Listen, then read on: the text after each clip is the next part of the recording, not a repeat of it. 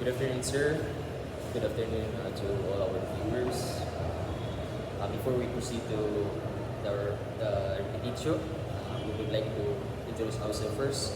My name is Angelo Pineo, And I'm Orlando Cruz from And- the Second Heart Mission House. and here's our thesis. Saint Anselm's concept of God argues that God, as the greatest conceivable being, must exist. So for our supporting points, the first supporting point is that Saint Anselm defines God as the most perfect being, and existence is in reality is greater than existence only in the mind. And the second supporting point is that Saint Anselm would say that God didn't exist. A greater being that does exist could be conceived. So the third supporting point is that Saint Anselm suggests that even if you deny God exists, you still understand the idea of God, which implies existence is part of God's nature. For the others' validation, objection to each supporting point.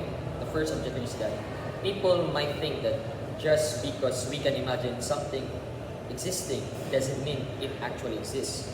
For the second objection, critics might say that existence is not a quality that can make something greater.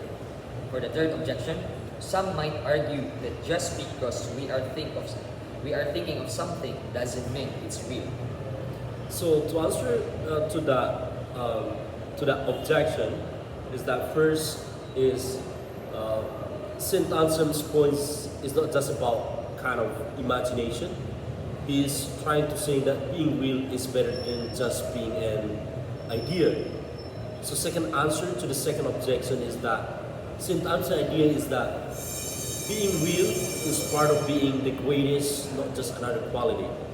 And the third answer to the third objection is that Saint Anselm believes that the very idea of God implies existence, which is different from just imagining something. For our personal examples to each answers, the first one is that first, imagine a great vacation. It is even better when it's real and you are experiencing it. For the second example, think about a superhero in a story or in a movie, versus the one who actually helps people in real life. And for the third example, it's like it's like you're saying a giant elephant.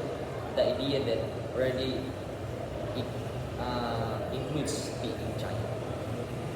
So insights, for our insights, the first insight is that we're being able to experience something in real life makes it more kind of special. Second is that being active in the real world makes a bigger impact than just being a concept. And the third insight is that some things are defined by their characteristics, and existence might be one for God.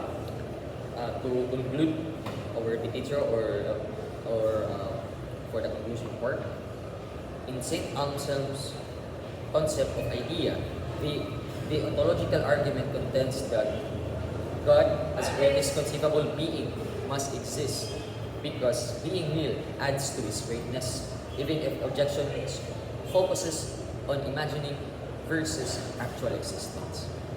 And that and all, sir.